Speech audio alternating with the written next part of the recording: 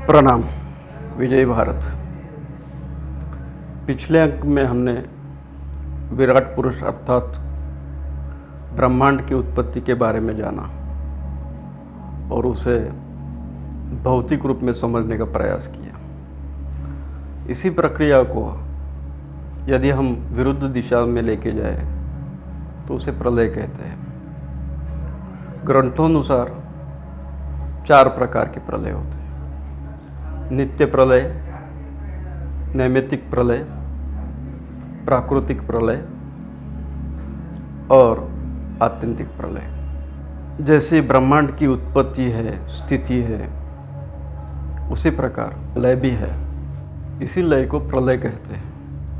क्रमशः 2 प्रलय, नित्य और नैमित्तिक, ये पृथ्वी और सृष्टि के बारे में है, और प्राकृतिक और आत्यंतिक प्रलय, इनका संबंध ब्रह्मांड से लगाया जाता है। नित्य प्रलय जो होता है वो मानवीय गणना अनुसार 2 से 2500 वर्षों के पश्चात आता है। हमारे सत्ययुग, त्रेता, द्वापर तथा कलयुग, इन्हीं प्रलय स्वरूप से इनकी शुरुआत हुई है। नित्य प्रलय के लिए तत्कालिक घटक और घटना ये संबंधित रहते हैं। नित्य प्रलय में जीव ये पूर्णतः नष्ट नहीं होते, परंतु उनमें बहुतांश परिवर्तन होता है। नित्य प्रलय में उपासना पद्धति और मान्यता ये विशेष रूप से बदल स्वरूप में आते हैं। नित्य प्रलय में उस समय के विश्व संख्या उस समय के अनुपात में कम होती है। अगर उदाहरण में देखा जाए तो रोमन साम्राज्य का पतन 2-2.5 हजार साल पहले भारतीय जीवन व्यवस्था में हुए बदल ये समझे जा सकते हैं। जैसे कि 2000 साल पूर्व भारतीय समाज में मूर्ति पूजन ये चलन प्रचलित नहीं था, परंतु कालानुरूप उपासना पद्धति में बदल हुए और ये नया चलन प्रचलित हुआ। वर्तमान समय जो है यह नित्य प्रलय का संक्रमणी हो सकता है। इसकी शुरुआत 20-25 साल पूर्व हो चुकी है और आने वाले 50-70 सालों में ये अपने अंतिम चरण पे हो सकता है। नित्य प्रलय में कोई सभ्यता, कोई समाज व्यवस्था पूर्णतः नष्ट हो सकती है या होती है, तथा नए जीव निर्मित होते हैं और कुछ पशु पक्षी प्राणियों की जातियां विलुप्त होती है। इस तरह नित्य प्रलय पृथ्वी पर हर 2-2.5 हजार साल में आता ही है। नैमित्तिक प्रलय मानव गणना अनुसार 5 से 7 हजार वर्षों में आता है। नैमित्तिक प्रलय में सृष्टि में भौगोलिक बदल होते हैं। नए द्वीपों का निर्माण होना, नए खंडों का निर्माण होना, वातावरण में आमूलाग्र बदल होना, ये सब नैमित्तिक प्रलय में होता है। उदाहरण पे देखा जाए मोहनजोदड़ो हड़प्पा संस्कृति का पतन, या उदाहरण ये भी ले सकते हैं कि मनु द्वारा नई सृष्टि का अवतरण, जिसकी कहानी हम भागवत में मत्स्य अवतार में पढ़ते हैं। चूँकि यहूदी सभ्यता भी प्राचीन सभ्यताओं में से एक है, यहूदियों में भी इसी स्वरूप की कहानी है, जिसे वो नोवा का अवतरण कहते हैं। नैमित्तिक प्रलय के उदाहरण स्वरूप विश्व की माया सभ्यता, इजिप्ट के शासनकांत समझा जा सकता है। नैमित्तिक प्रलय का अवधि थोड़ा ज़्यादा रहता है और नैमित्तिक प्रलय में सृष्टि में बड़े बड़े बदलाव होते हैं। विशेषतः पृथ्वी पर अनेक नई जीव जातियाँ लुप्त हो जाती है और अनेक नई प्रजातियाँ निर्मित होती हैं। प्राकृतिक प्रलय इस श्रृंखला का तीसरा प्रलय होता है। कहा जाता है कि प्रकृति पंच महाभूत, पंच तन्मात्रा, उनके अधिष्ठाता देवताएं, ये सब महतत्व, सत्व, तम, रज आदि गुण लेकर अपने आप में सम्मिलित करती है। ये प्रक्रिया मानवीय गणनानुसार इस प्रक्रिया को करोड़ों वर्ष लगते हैं। प्राकृतिक प्रलय का साक्षी न कोई जीव रह सकता है, न कोई भौतिक शरीर रह सकता है। और आत्यंतिक प्रलय जो है, इसमें प्रकृति पुरुष में समा जाती है। पुरुष योग निद्रा में रहते हैं, वो अपने सूक्ष्मतम अंश में रहते हैं, जिनका आकारमान एक अणु से भी सूक्ष्म रहता है। जिस तरह कोई सर्पिलाकार सर्प गोल गोल परिवलन में अपने छेद में प्रवेश करता है, उसी तरह प्रकृति पुरुष में प्रवेश करती है और पुरुष अपने मूल रूप में समा जाते हैं। और ब्रह्मांड जो सूक्ष्मतम अंश में शेष था, वो भी अपने मूल तत्व में सम्मिलित होता है। इस तरह के ये चार प्रलय होते हैं। परमपिता परमेश्वर द्वारा विराट पुरुष की निर्मित होना, इसे हम सर्ग कहते हैं। विराट पुरुष की अर्थात ब्रह्मांड की उत्पत्ति के बाद जो चराचर सृष्टि निर्मित होते हैं, उसे हम विसर्ग कहते हैं। कालानुरूप या काल के प्रभाव से विराट पुरुष या ब्रह्मांड विनाश की तरफ जाने वाली सृष्टि को स्थिर रखते हैं, जिसे हम स्थान कहते हैं। और परमेश्वर की जो हम पर असीम कृपा है, उसे हम पोषण कहते हैं। यह पोषण होते हुए जो शुद्ध धर्माचरण होता है, जिसे हम मनवंतर कहते हैं, और जो इच्छा वासना जीव को कर्म के बंधन में व्यस्त करती है, उसे हम उति कहते हैं। विराट पुरुष सब कुछ अपने में सम्मिलित करके जब योग निद्रा में रहते हैं, तो उसे हम निरोध कहते हैं। जीव जब कर्म भाव, भोक्तृत्व और अनात्मा भाव का त्याग करके अपने वास्तविक स्वरूप अर्थात परमात्मा स्वरूप या आत्म स्वरूप में जब स्थिर होता है, तो उसे हम मुक्ति, मोक्ष, अरबी जगत में उसे निजात, पश्चिमी देशों में उसे सैल्वेशन कहते हैं। और ये चराचर सृष्टि, ब्रह्मांड, जिस तत्व का आधार लेके, उसे हम परमात्मा कहते हैं। अब हम प्राकृत सृष्टि का वर्णन किया है, उसे थोड़ा समझते हैं। सत्वगुण में विषमता आने के बाद जो सृष्टि निर्माण हुई, उसे पहली सृष्टि कहा जाता है, जिसे हम महत्त्व कहते हैं।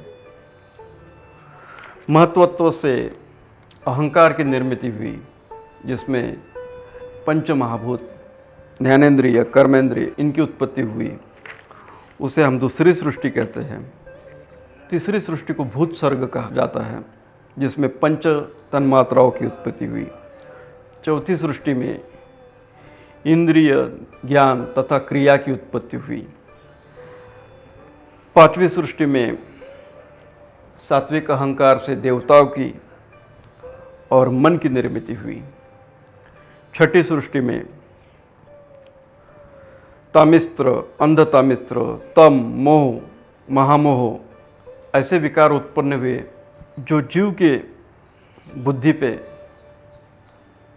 आवरण डालते हैं। सातवीं सृष्टि वनस्पतियों की निर्माण हुई। वनस्पतियों की सृष्टि में ज्ञान शक्ति नहीं होती, उनमें केवल स्पर्श ज्ञान होता है। आठवीं सृष्टि पशु तथा पक्षियों की निर्मित हुई। इनमें तमोगुण अधिक प्रकार का होता है तथा इनमें विचार शक्ति नहीं होती। नौवीं सृष्टि मनुष्य की है। मनुष्य ये कर्मपरायण होते हैं, विशेषता उनके ऊपर रजोगुण का प्रभाव अधिक होता है। बहुतांश मनुष्य विषयों में सुख मानते हैं। ये एक प्रकार की वैकृत सृष्टि है। 10वीं सृष्टि में जो कौमार सर्ग है, इसमें 4 सनत कुमारों की उत्पत्ति हुई। इनमें प्राकृत और वैकृत ये भाव है। ये सृष्टि देवताओं की, पितरों की, असुरों की, गंधर्वों की, सिद्ध, चरण, भूत, प्रेत, पिशाच, किन्नर इनकी होती है। ब्रह्मदेव द्वारा अर्थात रजोगुण से जो सृष्टि का विस्तार हुआ, उसमें सर्वप्रथम अंधकार, अविद्या, मोह, द्वेष और अभिनिवेश था। उसके पश्चात रुद्र की निर्मिति हुई। रुद्र को सृष्टि का महादेव कहा जाता है। रुद्र महादेव 11 स्थानों में संस्थापित है। उसमें हृदय, इंद्रिय, प्राण, वायु, आकाश, अग्नि, जल, पृथ्वी, सूर्य, चंद्र तथा तप है। जिस तरह रुद्र एक पुरुष की प्रतिकृति है, तो पुरुष के साथ प्रकृति अनिवार्य है। रुद्र की 11 प्रकृतियाँ मानी गई हैं, जिनका युगल रूप में विस्तारण यह है।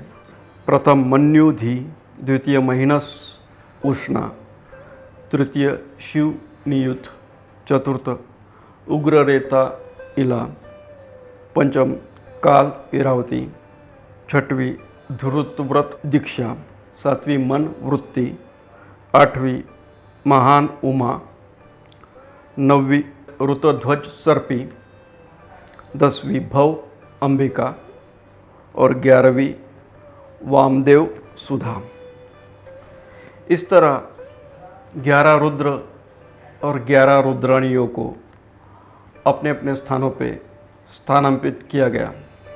इस पश्चात ब्रह्मदेव ने 9 ऋषियों की निर्मिति की।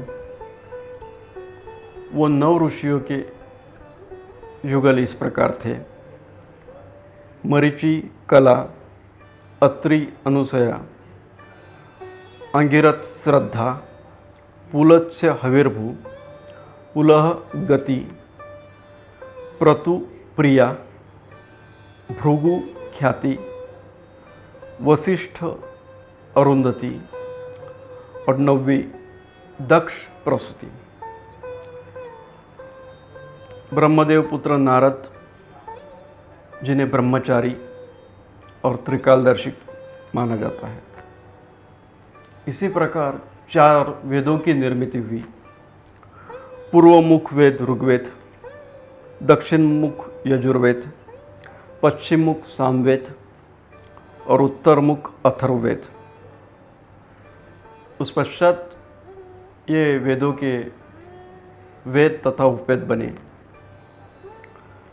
जिनका विस्तार मनुष्य ने ही किया। सभ्यता के लिए, विद्या अध्ययन के लिए ब्रह्मचर्य आश्रम की निर्मिति हुई।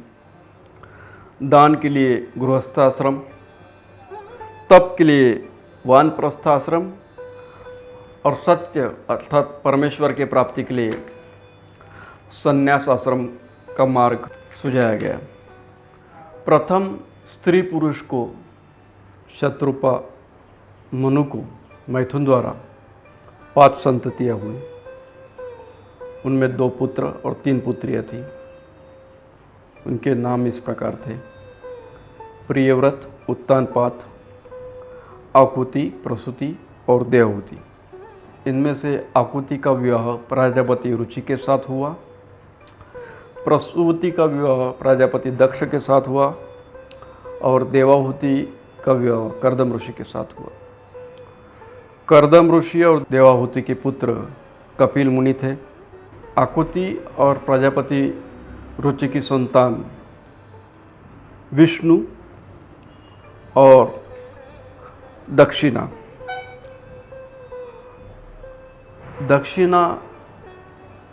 का विवाह यज्ञ भगवान से हुआ, जिनमें से अशी, तोष, प्रतोष, विभु, संतोष, भद्र, शांति, स्वर्ण, लस्पति, ईष्म, सुदेव, रोचन ये संतान प्राप्त हुए। इसी प्रकार उत्तानपाद का जो वंश विस्तार है उसका संबंध अंतरिक्ष से लगाया जाता है। इस वंश विस्तार के यदि हम नामों पर विशेष ध्यान दें तो ये समझना थोड़ा सरल होता है। जैसे कि उत्तानपाद की 2 पत्नियां थीं, सुनीति और सुरुचि। उत्तानपाद और सुनीति के संतान थे ध्रुव और उत्तानपाद सुरुचि के संतान थे उत्तम। ध्रुव का विवाह प्रजापति शिशुमार के कन्या के साथ हुआ, जिसका नाम था भ्रमी। उसी से कल्प अथवा वत्सर की निर्मित हुई। और ध्रुव का दूसरा विवाह वायुपुत्री इला के साथ हुआ, जिससे उत्कल और एक कन्या प्राप्त हुई। वत्सर के 5 पुत्र थे। इनमें से प्रथम पुत्र पुष्पान का विवाह प्रभा के साथ और दूसरा विवाह दोषा के साथ हुआ। इनकी संतान को दिन, प्रभात, मध्याह्न और शाम कहा जाता है और दोषा के संतान को प्रदोष, मध्यरात्र और विष्ट अर्थात प्रभात के पूर्व का समय। विष्ट का विवाह पुष्करणी के साथ हुआ, जिससे सूर्य की निर्मित हुई और विष्ट का विवाह आकुति के साथ हुआ, जिससे चक्षु और मनु की निर्मित हुई।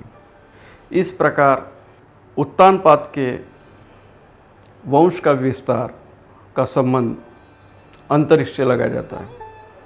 मनुपुत्री प्रसूति और प्रजापति दक्ष, इन्हें 16 कन्या प्राप्त हुई। 16 में से प्रजापति दक्ष ने 13 का विवाह धर्म के साथ किया, 1 का विवाह अग्नि के साथ, 1 का विवाह पितृ के साथ और 1 का विवाह शंकर के साथ किया। अब हम इन नामों को ध्यान से सुने और इनका संदर्भ लगाने का प्रयत्न करें। ये स्वभाव के विवरण जैसे लगते हैं। जैसे कि धर्म को अगर कहा जाए तो धर्म का अर्थ होता है अस्तित्व।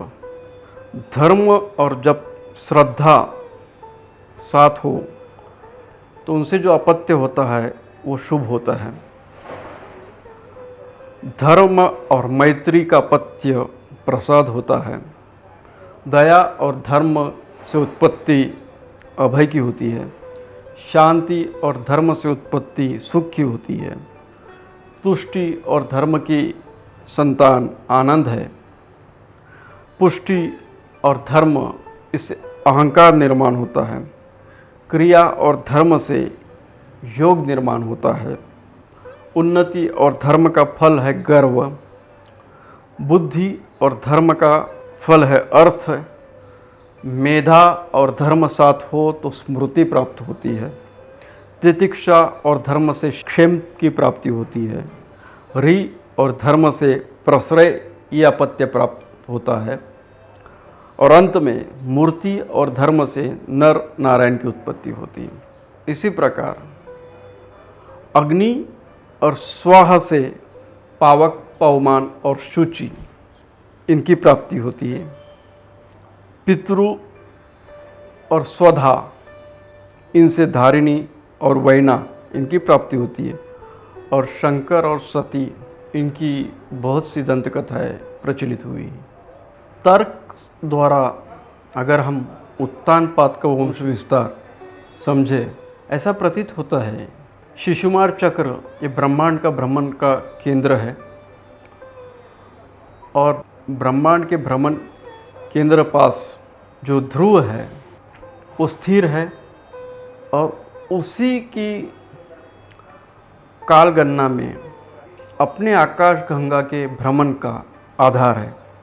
मनुपुत्र महाराज प्रियव्रत के वंश के विस्तार के बारे में समझेंगे। मनुपुत्र प्रियव्रत ने इस पृथ्वी को 7 द्वीपों में रूपांतरित किया। जम्बू, प्लक्ष, शाल्मली, कुश, क्रौंच, शाक और पुष्कर ये उन द्वीपों के नाम हैं।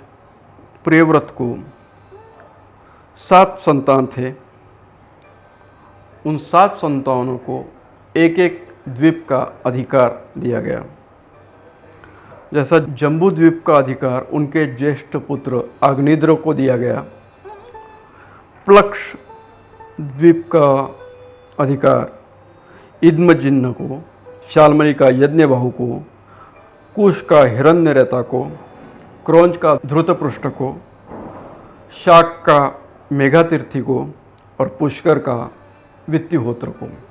इन द्वीपों को हम वर्तमान के द्वीपों में अगर मानते हैं तो प्लक्ष को रशिया कहा जा सकता है, कुश को हिंदू कुश पर्वत के पार का एरिया कहा जा सकता है, शाक को मंगोलिया का हिस्सा कहा जा सकता है, पुष्कर को यूरोप का भाग कहा जा सकता है, क्रौंच को अफ्रीका का उत्तरी भाग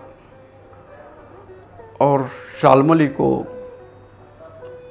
कोई द्वीप माना जा सकता है। ऋषभदेव और जयंती के कई पुत्र हुए।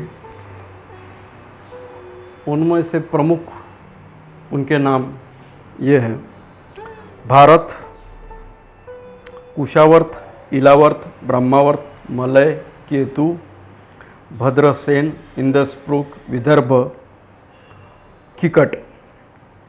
जो ज्येष्ठ पुत्र था भारत, उसी के नाम से हमारे जम्बूद्वीप का नाम भारत हुआ। जय भारत।